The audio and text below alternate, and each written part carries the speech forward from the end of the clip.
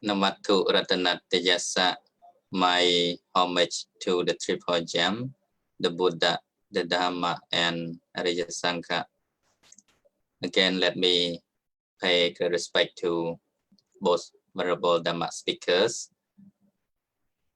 First, we have Most Venerable Dr.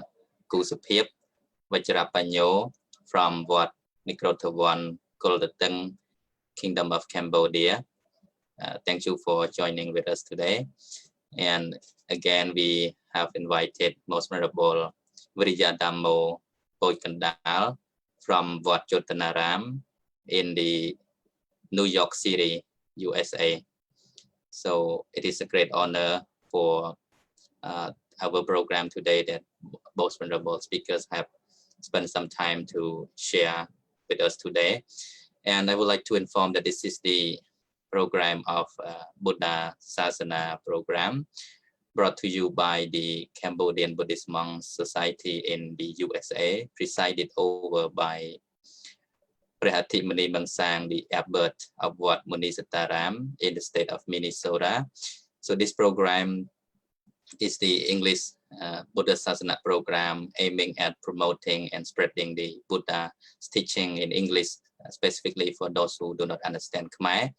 So we hope that by the today's discussion, it will bring some understanding for people around the globe who would like to understand about Buddhism. Especially today, we're going to discuss something about Cambodian Buddhism, not just the Buddhism in the Kingdom of Cambodia, but also, you know, how Buddhism of Cambodia plays its role in the part of the Western world, specifically in the USA as well. So today, our speakers is going to contribute the experiences, what they have witnessed, and, you know, seen according to their understanding and their knowledge of the religious practices, both in the countries and internationally. So without further ado, I would like to start the first question with Most Venerable Vajrapanyo Sopheap from the Kingdom of Cambodia. First of all, let me welcome, say greeting to Most Venerable. How have you been, Phante? How have you been? I'm fine. Yeah, so okay. How is everything in Cambodia right now? We are facing the COVID-19 and we are fighting with it right now. So is everything okay at your temple? All right. We have about 200 monks and 150 nuns. But we are okay. Even though it's a little bit quiet at the temple right now. Yeah, I hope that everyone is doing fine, even though the outbreak is happening in Cambodia. So I still believe, I still hope that the Dhamma can protect our people in Cambodia.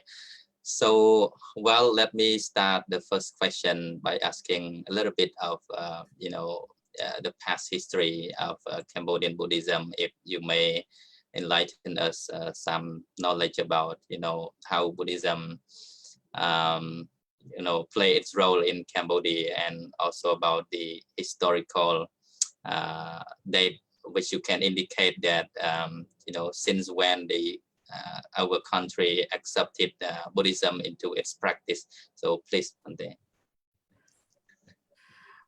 I just go brief on that. Okay, so as we already learned that Buddhism was introduced in Suvarnabhumi, the Golden Land, since Asoka Emperor. But somehow Buddhism become a state religion in 13th century in the range of King German VII.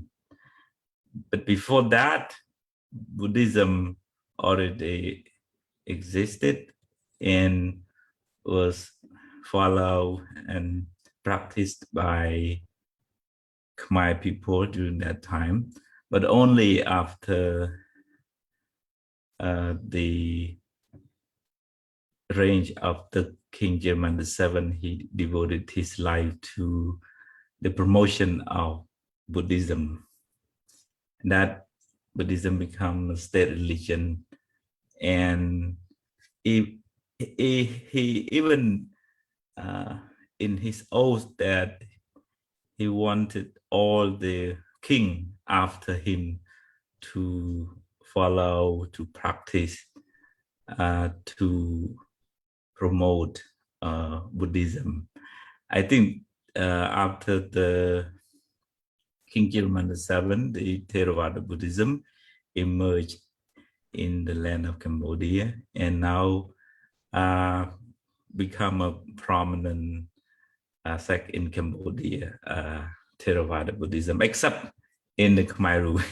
Yeah. And that is a short history that I can recount.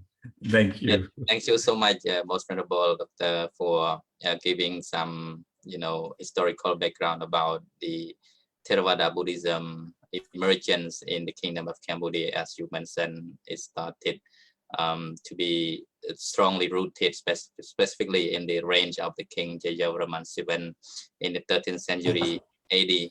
And of course, as we have known that it's not just Theravada school that has been influenced to the Kingdom of Cambodia, but we have heard about the Mahayana school also was once influenced or arrived to the Kingdom of Cambodia. So, Venerable Viriya Dhammo Phoj Kandaal, can you share us something about that, or you may add something to the same question? And then,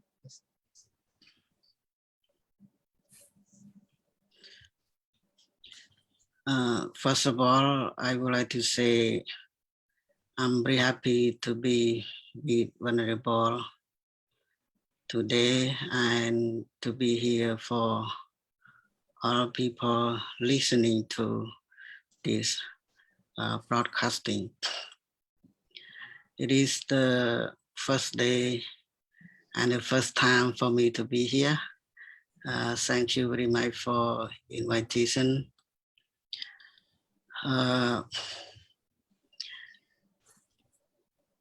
would like to add what Dr. Sopheap said about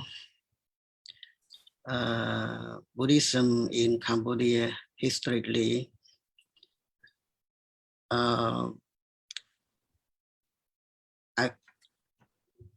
Buddhism can spread, can adopt it, can have the country, the society. It's 9 o'clock. Individually as Cambodian people because of the kings, because of the leaders. So Buddhism spread it and adopted first by the leaders. So this is the most important for us to understand that when the leaders doesn't believe in Buddhism, doesn't adopt Buddhism, Buddhism cannot be cultivated, cannot be adopted. It's just the identity of the nation. It's just in the law of the land. And Buddhism since then, and now we saw that it is the most important for Cambodian people, not for only rural peoples, but especially for the leaders. The leaders and simple people cannot live without Buddhism. We know that whenever Buddhism disappear, the country and the people also disappear, also had a lot of problems. And we saw that the two forms in Cambodia of Buddhism were and now Mahayana and Hinayana. And now we have Dhammayuttikaya. The two forms still the most important for Cambodian people. It means that Buddhism is in the heart of Cambodian people already, but practically we do not reach the goal yet. So I see that we should do whatever we can to be cultivated in the heart of the leaders, so that we can do whatever we want and we can reach our goal to be harmonious, to be united, and to be peaceful as the teachings of Buddha. So thank you very much. That's all I want to say. Thank you so much. I think it's you brought out a very interesting point about Buddhism can rooted, very strongly in the country or on the land. It's all depend on the leader of that country. If only people are practicing, the teaching, but if their leader does not practice, so it can cause some trouble as well. So it has to go along, right? So I think that is very, important point that we should consider for today as well. Just like what happened in Burma, I believe that people are very, dedicated to practicing Buddhism, but sometimes, due to evil, wicked mind of the people or of the person, they can cause some trouble to the public at large. So thank you so much for sharing with us. Let me turn back to Most Venerable Dr. Sopheap about, I want you to give an overview of the present time, how, if we compare from the past up to today, do you see any development in terms of the Buddhist practices in Cambodia? Do you see, because I see that a lot of people know that you have been working very hard to spread the Dharma, to teach the Dharma, even directly and also on social media. Do you see how much people have turned towards the teaching of Buddhism? Mute. Okay, thank you for the question. I was very worried when I was a little bit younger. Most of the younger population didn't attend or didn't pay attention to Buddhism, the Buddha's teaching. And I thought, what can I do? How can I approach them? How the Dharma reach out to them? And I started teaching at the primary school, secondary school, high school, and then I went to university to take some degree there in order to make them believe that I'm not ignorant. I somehow, in terms of general knowledge, and then I start to realize that all of them need the teaching of the Dharma in order to live a good life. And that is why I start to somehow make a very short, simple teaching, post it on social media. And I see something change. I mean, they start to realize, oh, the Dharma is not for old people. The Dharma is for everyone. The Dharma is the medicine of the mental illness. And I see them coming to the temple. I mean, every Buddha day, Buddhist holiday, the not only young, not only old people come to the temple. Now, almost 50% of the people coming to the temple are young. I mean, in their middle age, 20, 30 something, 40 something, and some other older people still coming to the temple. And one more thing that made me happy is they bring their kids to the temple to offer flowers to the Buddha, to light the candle and all those stuff. They even this kid is running around, that's okay, but the good point is that they come to the temple. And one more thing that made me happy is that the kids ask the parent, please come to the temple. And that is something strange. The kid didn't, I mean, they don't really want to come to the temple, but they asked their parent to come to the temple and to clean and to do all this meritorious deed at the temple. They enjoy something going there. Yeah, they enjoy, and they ask their parent to come, and that's so amazing for me. So that is very small observation. Yeah, so I would ask the following up question, like, what do you think would be the most specific reason behind the change? Like traditionally people practicing Buddhism, right, and mostly old people, in the past coming to the temple quite often, but we see today there are a big change, take place. So what is the most important reason behind it that you can see?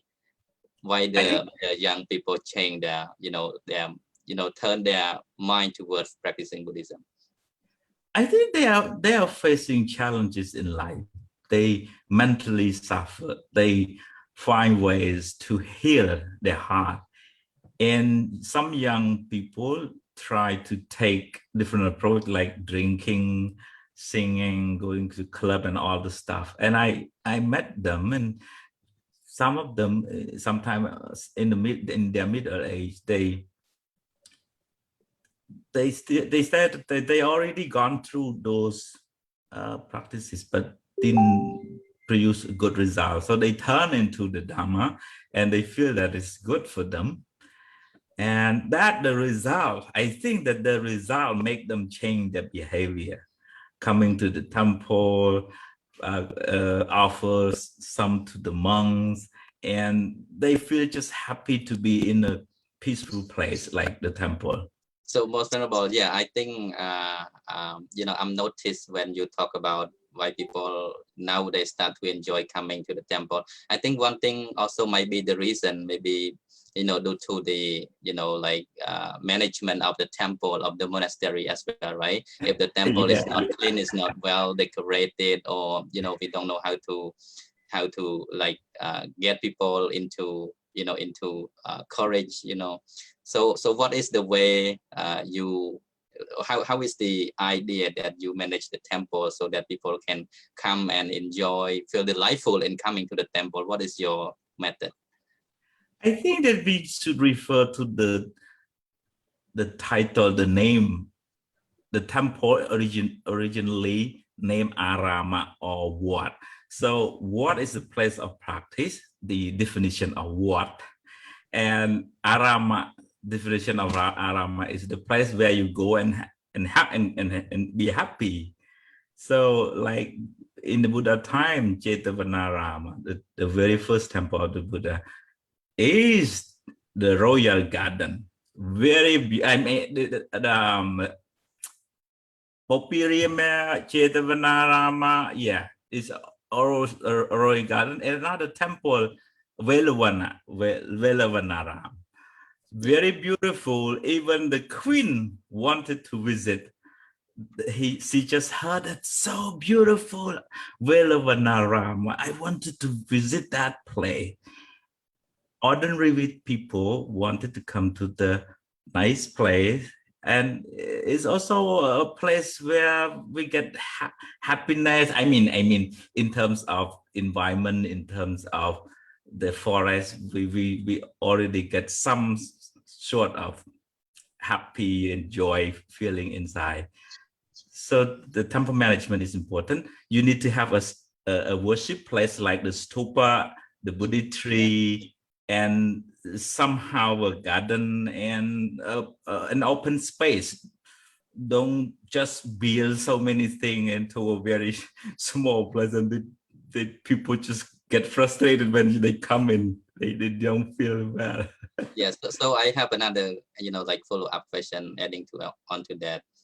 What is the most interesting part to the middle-aged people and also the kid? Like, what they interesting the most when they come to your temple? Have you noticed about that? I think or could be any activity that the monks lead them to do, in your temple. Especially on the Buddha Day, we have a program. The monk lead praying, meditating, and going around. I mean, paying homage to the Buddha, the Dharma, the Sangha, and lighting the candle. So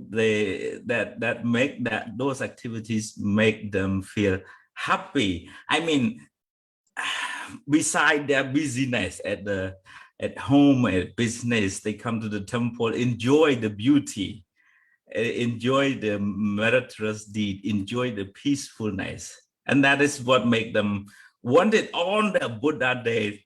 I mean, we don't announce them. We don't announce them to please come to the temple, right? But they just come. Yeah, because I think because they have experienced some joy or some happiness that which bound their mind to come whenever. I think they've been expecting to come to the temple, because they have gone through such a happy and joyful experience coming to the temple. So here it is important to keep in mind that in the name of the monks or the leader of the monastery, we should establish the temple with good environment, and also with sanitation, how to manage the temple based on the idea of not just the happy place to visit, but also the knowledgeable place where people come and can learn something. If just coming to enjoy, to see, to witness, that's not enough, right? So we must come besides seeing some beautiful, delightful things, that also some knowledge should be should be able to gain as well. So I think that's the most important part when people enjoy coming to the temple. Even you say about the kids, so I myself used to join with your program, teaching the children and the kids, meditation for children, and I witnessed they enjoy playing around. Even though kids, they need to play, but they enjoy the space as well. And when we can give some guidance, so they listen to us and we can let them play around for some times as well, right? Okay, just add a little bit to that. Very good point, Venerable. When people come to the temple, as a monk, as a teacher, what do you give them? Is there anything you can help them happier? I just have a small tip. That don't just ask. Don't just, I need this, I need that, I want this, I want that, I want you to help build this, I want you to help build that. They will feel not so happy. If they are happy, they just can donate more if they are happy with the Dharma. So first thing, teach them, share with them what make life happier. When they get happiness, they feel satisfied.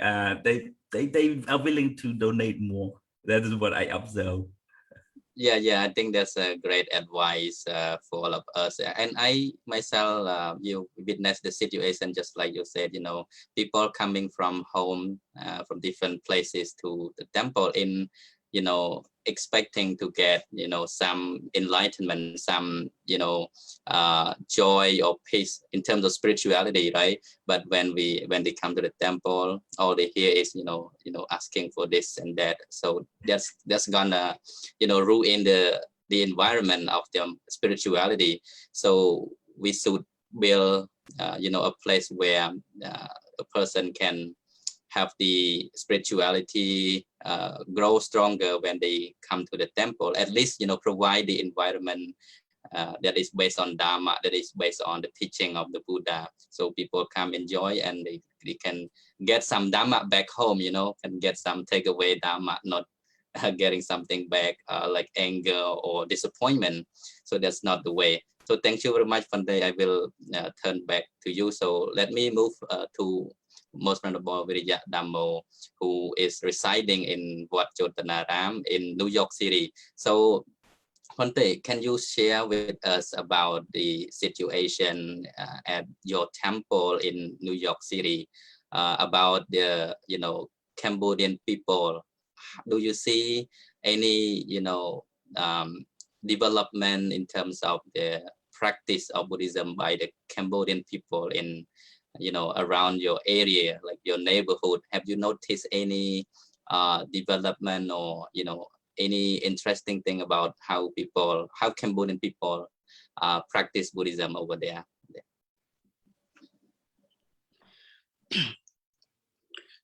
Thank you again. Yeah, my temple in New York, in the Bronx City, it is a small temple. It is a two-family house that we can use for the temple, and it was purchased on 1985. So as you said about, usually Cambodian people adopt Buddhism as our culture. It's not in the heart of Buddha yet. So,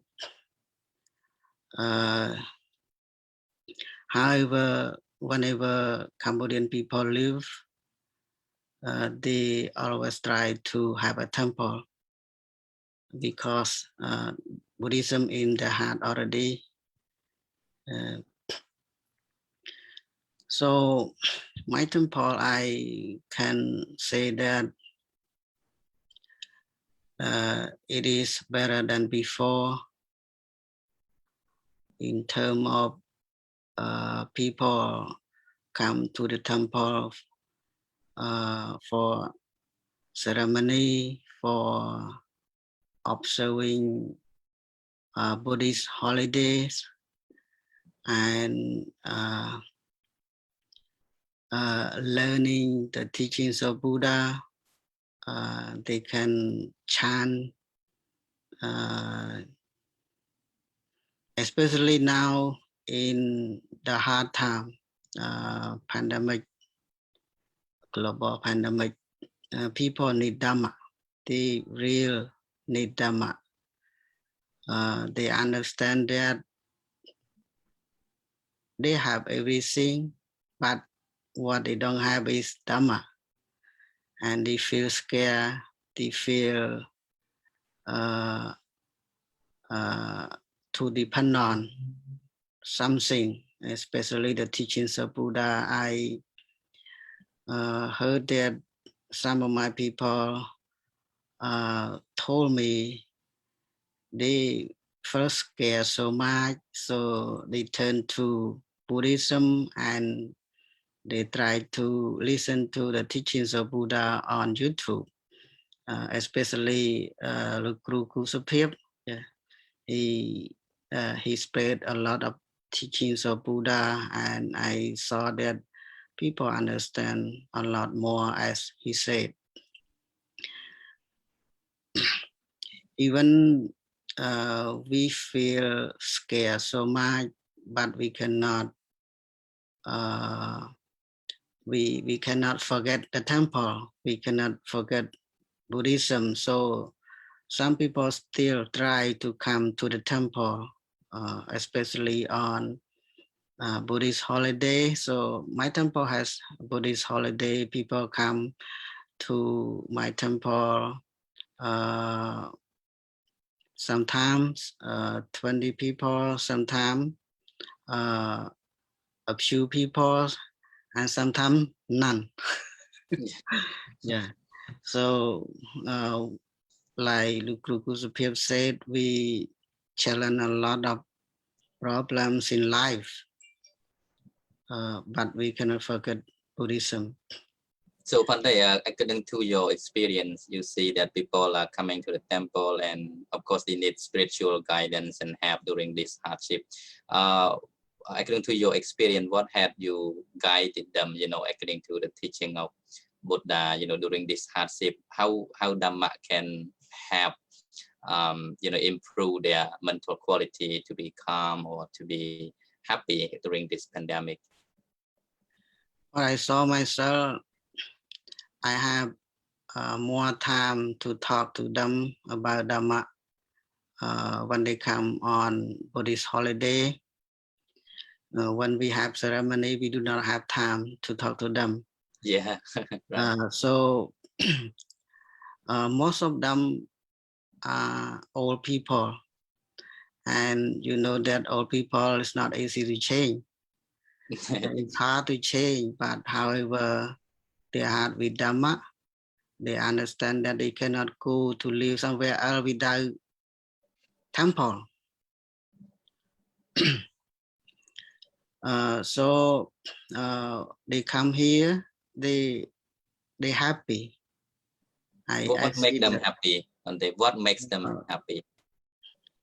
One thing I saw that they got what they wanted, because they want to offer something to the monks. They believe that doing the good things, and they could do that. And they saw the Buddha, they saw the monks, and they can meet other people also. This is the priority that I can see, that they can be happy. And more thing that we taught them about Buddhism, they follow us, they understand, but I think I saw most of them did not memorize. Yeah, they just understand when we talk, but after that they forgot and just understand a little bit. At least they are happy, right? Yeah, they're happy. They got what they want. Yeah. I think that's the important point. Yeah. Yeah. Thank you. Yeah, thank you so much, Bante, for bringing out that point. I believe that people, even during the hardship, at least they try their best to at least come to the temple once a week or once a month, because they hold Buddhism dear and dear into their heart. Even some people, they don't have much knowledge about what Buddhism really is, but their heart, traditionally, and they really, love Buddhism, and they, they cannot escape from coming to the temple. So they can be happy even just coming to the temple, seeing the monk, seeing the Buddha image, seeing and have a chance to talk to the monks and other people. I think that's the way to have blessing, like in the Mangala Sutta, right? Having seen the recluses and the samana, the sangha, is also the highest blessing. So I believe that like you raised about the point why people are happy when they come to the temple, not just about they could learn something from the temple, but actually they can do what they wish to do, like offering alms or food to the monks. So it can make them happy by seeing the monks. They can be happy by talking to the monk. They feel released, right? So that is the important thing why we should come to the temple. So let me move back to Most Honorable Dr. Sopheap, because I believe you have, met a lot of people, right? From the children up to the, elderly people. What do you see that, why people like to come to the temple, and what makes them come to the temple? What they can gain from, from by coming to the temple. Have you noticed, any specific example how people come to the temple and they enjoy doing this and that? And so can you share with me? Yeah. You're mute. Okay, thank you.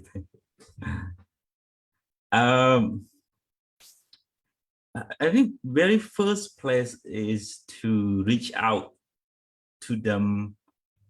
I mean, they learn, they already understand the value of Buddhism, and that what can lead them to the temple. They after listening to the teaching of the Dharma on YouTube, on social media, they feel happier. They get the result of the Buddha's teaching, and that they coming to the temple only to pay the tribute, like to say thank you. I usually get that word most of the time when the people come to the temple. Thank you for the teaching, and that means they already understand, they already experience the happiness after listening to the teaching of the Dharma. And that is the key. And another key point is that when they come to the temple, the environment, the temple management, the stupa, the Buddha tree, the garden, and the monks' behavior is another key point. If the temple is mismanaged, if monks are not well disciplined, when they come to the temple, they feel like, oh, it's not in their heart, they think it's not a very nice place I want to come. So internally and externally need to work together in order to bring people to the temple, especially guide them, help them to find way out of their suffering inside. So basically, what is the role of Buddhist monk? Can you share some idea that as a Buddhist monk, what do we need to do in terms of, paying back gratitude to our lay devotees who have served us, support us, So what is the role of Buddhist monk as you have been doing a lot of works for our society? So what is the role of Buddhist monk? The number one, to learn. When you get ordained, you need to learn. Don't go anywhere. Don't jump over to the talking, to the preaching. First, you need to build the foundation. Learning Buddhism, learning the general knowledge, understanding the people's mind, observing the challenges that people are facing, and learning is very foundation. The second one, you also need to practice by yourself. You need to meditate. You need to put the teaching into the practice in order to get your own experience, in order to fully understand the real benefit of the teaching of the Buddha. After learning, after practicing, you feel, okay, I am happier. And the third one that I think that the role of Buddhist monk is to spread out what you have learned, what you have practiced. I really think from my own experience that I also went through some kinds of stress and problems in life, and I found that the teaching of the Buddha helped me out of those problems, out of those stress, out of those difficulties. And I thought, wow, the teaching of the Buddha is so great. It's the greatest medicine. That's why I thought I will find way. I will find way to somehow share that medicine to the people. And that's why I make short, simple video to the people. And I observed that most of the audience are young. Yes. So I was wondering how you get, the the participation of the younger generation, because as we see, we can see the gap between the practitioner of Buddhism, especially in Cambodia. We have the elderly people who practice Buddhism traditionally, and sometimes they have some narrow-mindedness of minding some activities which they don't enjoy doing it, but coming back to the modern world, like the young adult, the youths, they tend to learn something from Buddhism, and they tend to behave like in a different way from the older people. So that's why we have the idea of like old Dhamma or new Dhamma, or so there is a gap between them. I see there are some problem in that, even in the United States. For the older people, they tend to have narrow-minded for the younger generation, and the younger generation, they see some shortcoming in the older generation that need to be eliminated, that need to be, abandon some bad behaviors or bad habits, So in terms of, a spiritual leader, or as a Buddhist monk who guided the people, how do you bridge the gap between the old generation and the younger generation to practice Buddhism in harmonization? One thing I would suggest is lot of protocol. When they go to this Buddhist ceremony, a lot of chanting, a lot of doing stuff that younger generation didn't understand. And that is makes the gap bigger and bigger. They don't really understand what is the meaning of the chanting. And we don't give them the space where they can understand what is it. And when from my own doing, I really make it short in terms of protocol, in terms of chanting, in terms of, we can do it, we can perform it at the temple or at some other places. But when I go to school, I go to the university, I cannot do that. Short protocol, go straight to the point. What is the problem and how can you overcome it? Straight, short, concise, straight to the point. Go to the heart of the problem and let them learn immediately. And that is the theory of what we call in the Western world, they call it the adult learning theory. They don't wait. They want to know the strategy to overcome it, and they want to know the immediate result of it. They don't wait until the next slide or maybe unknown time, but I have a problem and how can I overcome it? And that is the key to reach out them. And that's what I have learned from what I'm doing. Yeah, I think it's very critical point. As you know, in the United States of America, I have observed the younger generation experience this, some hardship because of the, their parents, their grandparents. They brought them to the temple, but without much explanation, because young people usually want to ask why, why like this, why like that, why you have to do this and why we have to do that, but they cannot give the answer to their children, right? And that's the problem. So the younger generation, when they want to do something, they need to know the reason why. So we cannot just blame them for doing something which we think it is wrong, but actually it is not wrong. Sometimes not wrong, it's just not in accordance with the way they like it, right? So sometimes they blame their children. They how to say, they for example, even when the way we offer the food to the monks, some younger generation, they afraid that sometimes they don't go too close. If they go too close, the older generation, they say, no, don't go too close to the monk. That's not good. And they shout out very loudly at the crowd of people. So it feels like embarrassed to them, right? They feel like offended unknowingly. So that's why I think it's important to raise about this point. So people in, Cambodian people across the globe, are trying to approach and learn Buddhism. So we need to give some explanation, not just blaming them for doing something wrong, which they don't know and they don't have the intention to do that. So any more idea on that, how can we change this idea. We want to bridge the gap between the old and the younger generation. One more thing, mostly the younger generation didn't understand Bali.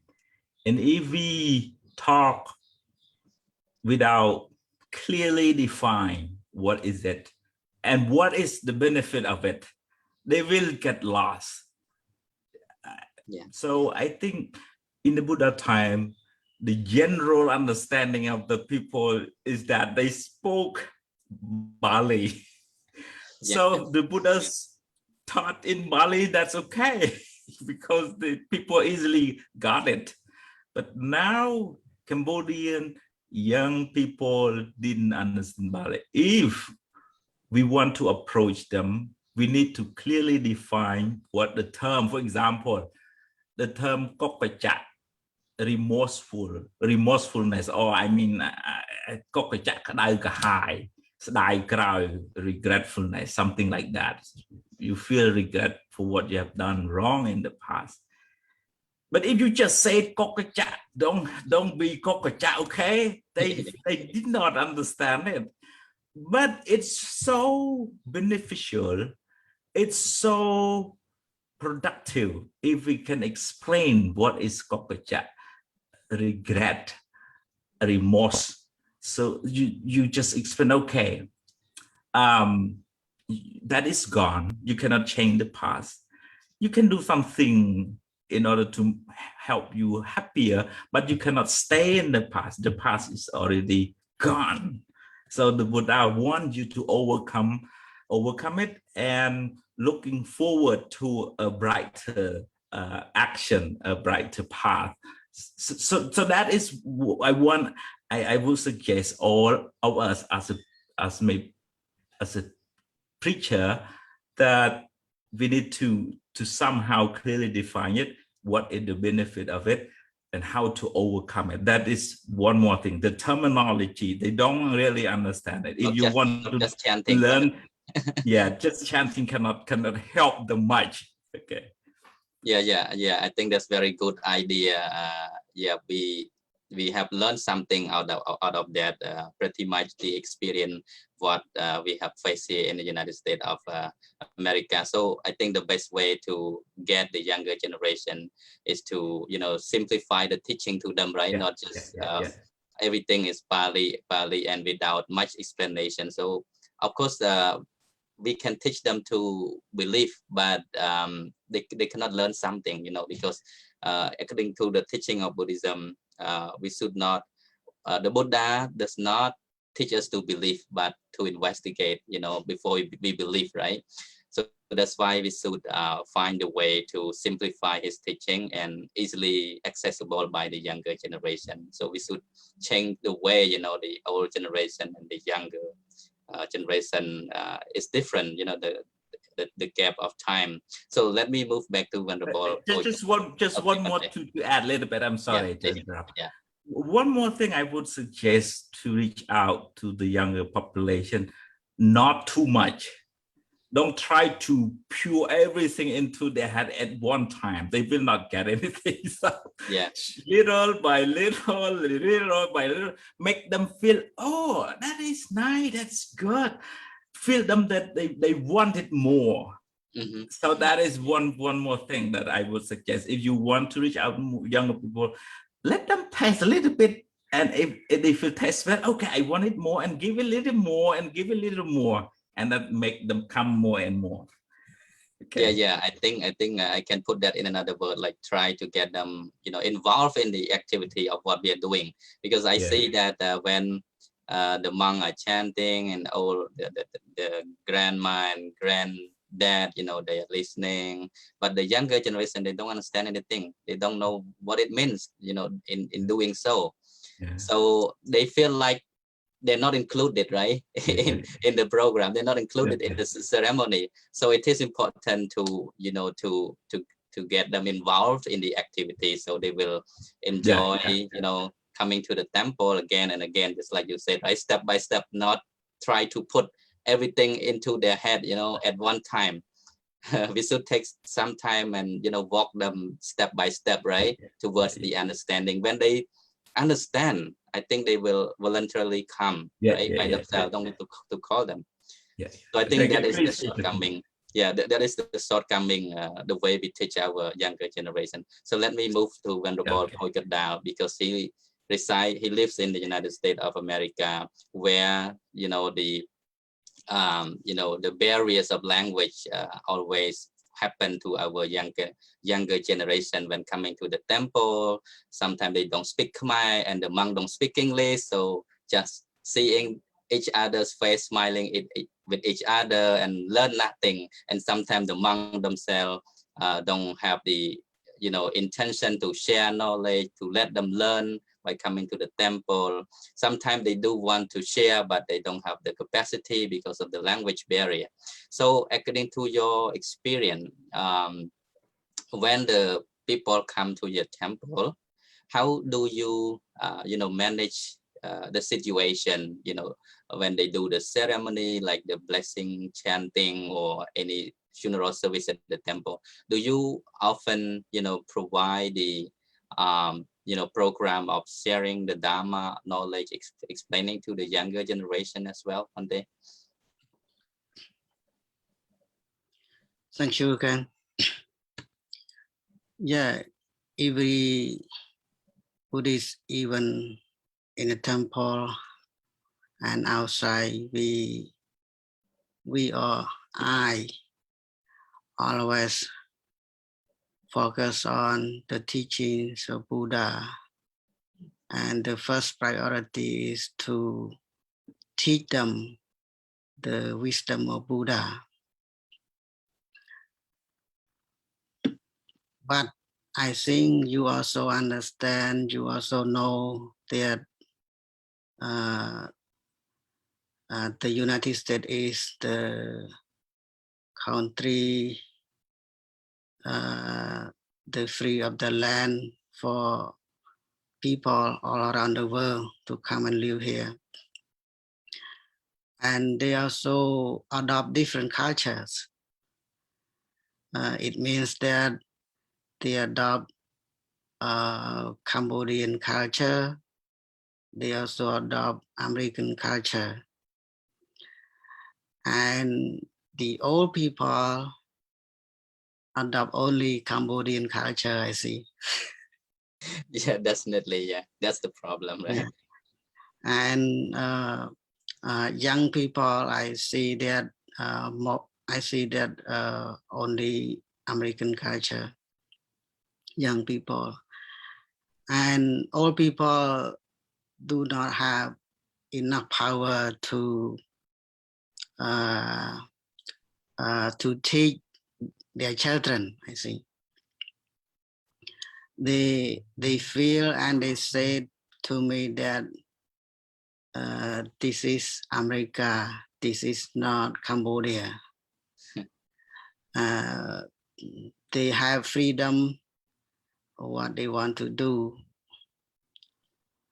And parents, I think they do not have enough education to teach their children also. Like you said, they come to the temple, they know that they do the good things, but they do not understand what the good thing is. So it's not cultivated to their children or next generation. So most of the time, old people come to the temple. So like we teach old people, we do not teach young people.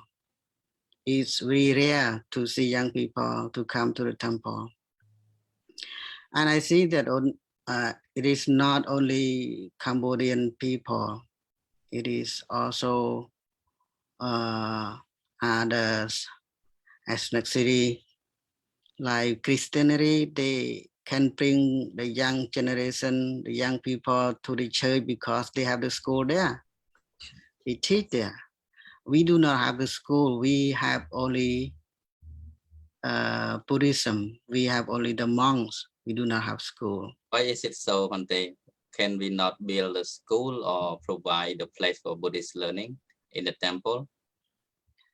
Yeah, I saw that we are all trying to have that, but I do not see that now. Unfortunately. Yes, we are trying to build a temple, but not school. We spend a lot of for building the Praviha. Yeah. We spend a lot of that and build a temple, but the school we cannot do that now. I don't know how long can we do that.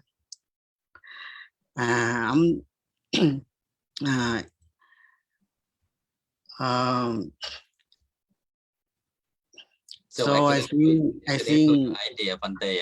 Do you think we as Cambodian monks who live in the United States of America, we should create, the Dhamma school in every temple that we live, right?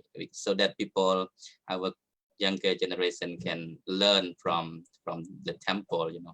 Is it a good idea? How do you think? I think if we have that topics that is the first priority, I think we can do that. Yeah.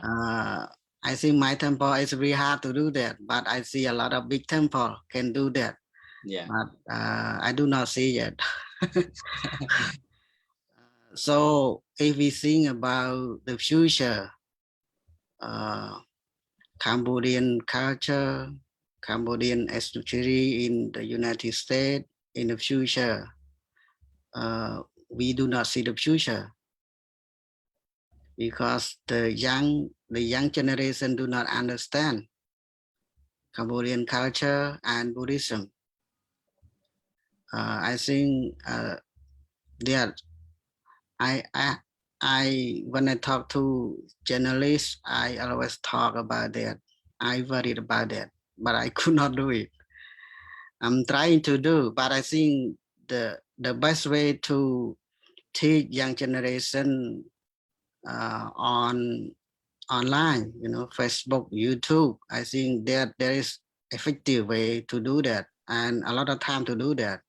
So I see Guru Sopheap and Aung San Suu Kyi and other teacher, they were on YouTube and a lot of people listen from there. Also young generation, but how to keep our temple to be alive forever for many generation, I don't know. So thank you very much. Yeah, definitely, because if we just build the building cannot last 1,000 years, but only the knowledge that that can pass from one generation to another. So it is important to to install the right knowledge to the younger generation. So by providing education, I think it is so important for the future of Cambodian people in throughout the foreign countries. We see in Cambodia the temple or monastery is not only the place for the spirituality practice, but also a place where culture, literature, and a lot of things are preserved, right, by the monks. So if every temple do not have the school to provide Buddhist education and provide the Khmer culture, history, I think just like you said, right, we cannot see the bright future in them. So we should awake. I mean, we should be mindful of that. When I step into this land after 2 years being here, I realized that we have a lot of temples throughout the states, especially in my state, we have around like 12 to 13 states. But when they ask about which temple that provide learning the Khmer language or provide teaching Buddhism, it's hard to tell people where they can come and learn Khmer Buddhism, So I myself, because I have been engaging with a lot of youths here, so I usually got the question from them, asking again and again where I can learn Khmer, where I can learn Buddhism. So it made me, to start the organization, and my organization is focusing on, giving the space opportunity for people come and learn Buddhism through online. So I name it Dhammika Academy. So I'm trying to give the space for our younger generation to engage in learning Buddhist education and providing Khmer lessons and learning the cultures and history, because I believe it is so important for us as monks when we come to live even in the United States. We're not just living for our own comfort, but we should think about the future ahead of us as well, what we can provide to the people here. We have been supported by them, so what is something that we can do to repay their gratitude and also for the benefit of our Buddhism and Cambodia as well. So thank you very much for sharing. So and can I please add a little bit? Yeah, sure, Honde. We lose the most important culture to be in the temple, to be Buddhist people. I experienced in my life, I was a boy. I did not know anything. And my mom held my hand to the temple. And the way I walked with her, the way I was with her, the way I did with her, and whatever I did in the temple when I was a boy, I never forget it in my life. It is beautiful. It is good. What I can say, because my mom is my heart. The temple I used to be, and now I became a monk. So now I saw that people lose their culture. When they come to the temple, they do not want to bring their children. They do not want to hire their children to go to the temple. And we can see there other country, like Islam, like Jewish people. Those people always teach their children how to dress, how to pray, how to go. They do not go alone. They go with their children. They teach them all the time. So Cambodian people here, I heard they said that they could not do that. Why?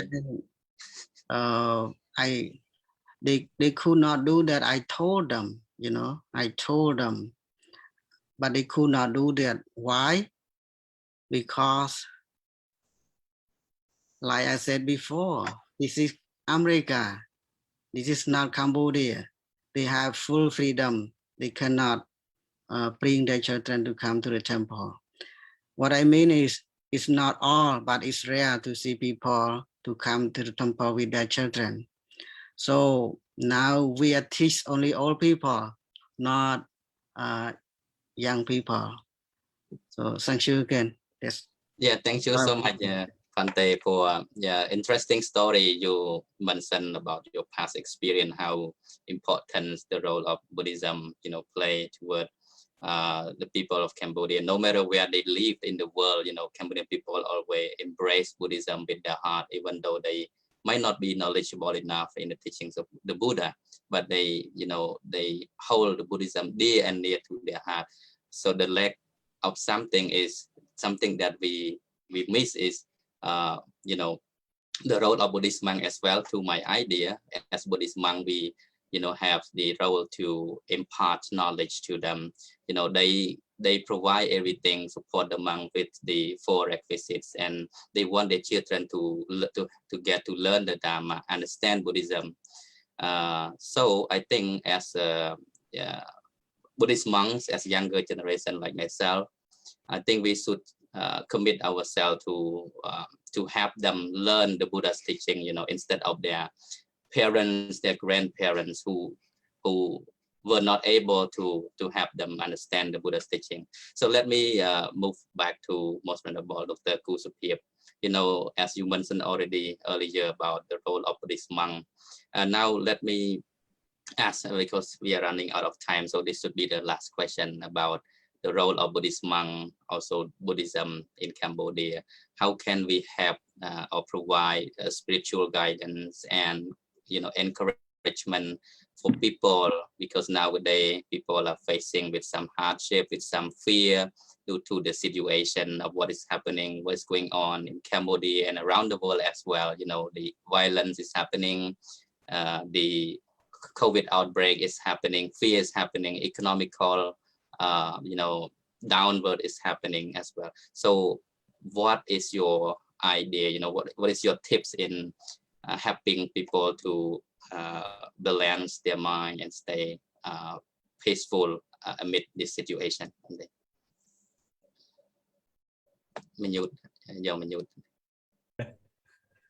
That is pretty hard question. And I think that you already did something to help people during this time through meditation teaching. I think that meditation may help a lot to the people, especially in the times of turbulence. I mean, not in terms of in Burma. I don't know really. I don't really know the situation there, but in terms of pandemic right now, people are so stressed out. They stay in the temple. They feel isolated, loneliness. So it's important to have some time to practice meditation.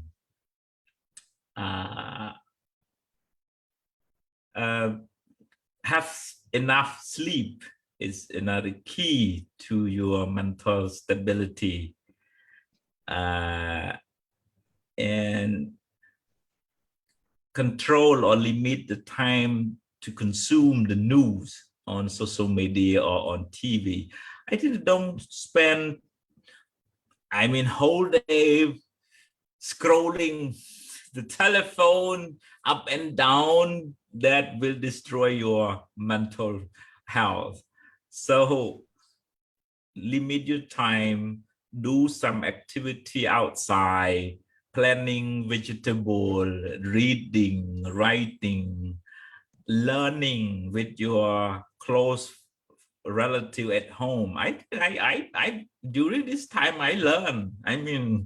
From one or two or three people coming together, just learn, and you get something new every day. So you reward yourself with new things, with new knowledge that you gain, so you don't feel stressed out.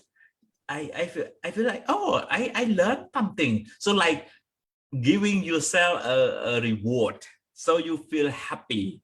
I think that is a key. If you don't have anything new to upgrade yourself to the next level, you feel frustrated. So meditation, activity, learning, doing something that make you happier.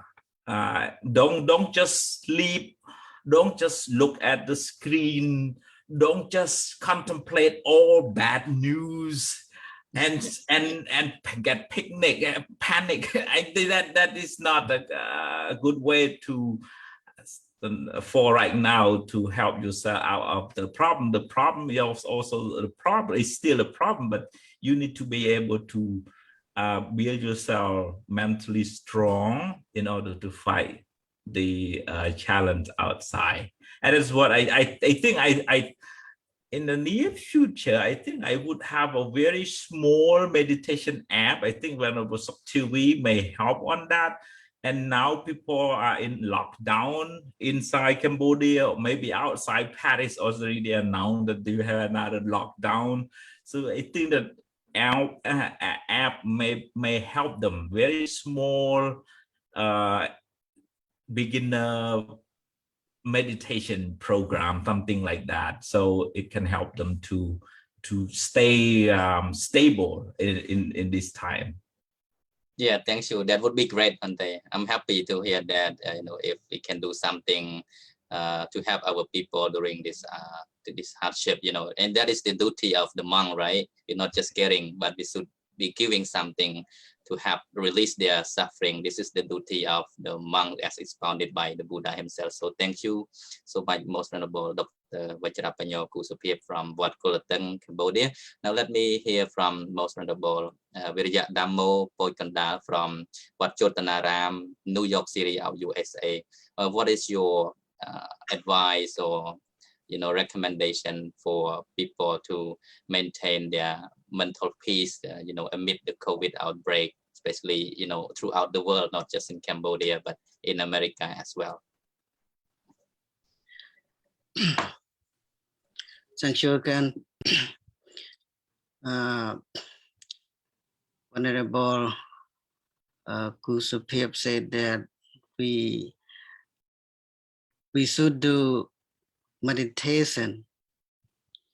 Meditation is the first priority to be understood the truth.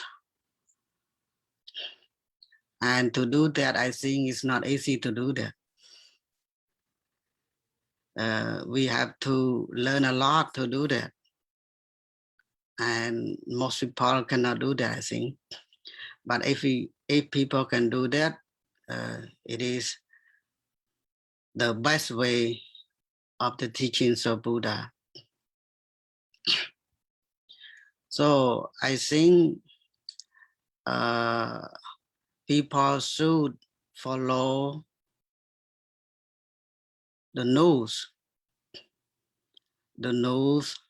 from the scientists, not from the politics. The politics made you worried and you misunderstand a lot. So every day you have to follow the news from scientists, and you have to know who the scientists you should understand, you should follow, you should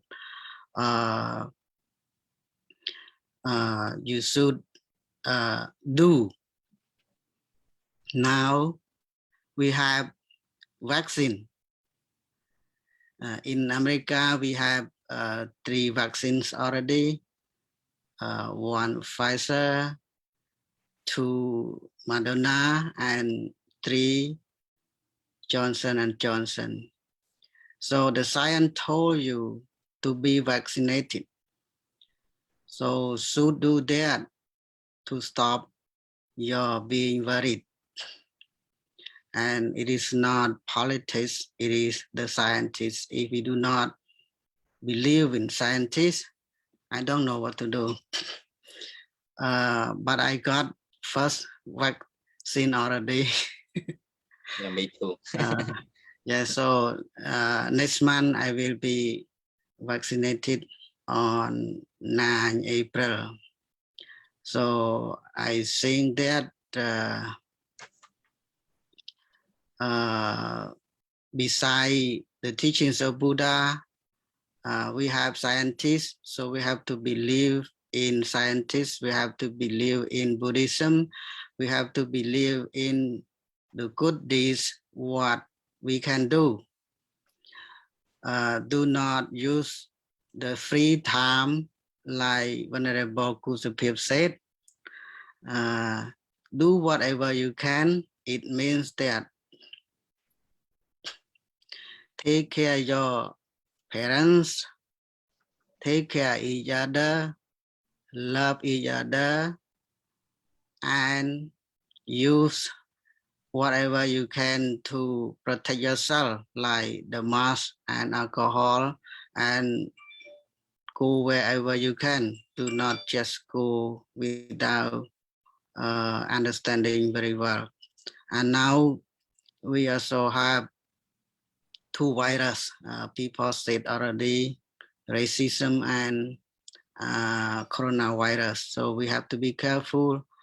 We have to follow the news every day, and we can learn whatever we can, like Venerable Sopheap said. So that's all I want to say. Thank you. Thank you so much, Venerable Virya Dhammo, for sharing your last message in our program that we have been discussing over about, the Cambodian Buddhism and the role of Cambodian Buddhism and the monks in upholding or promoting the Buddha's teaching, as well as to preserve the Khmer culture and to be able to, help educate our lay devotees who are thirst for knowledge, So thank you. I hope that this program can be helpful in some ways to our Cambodian people who live all around the globe, who may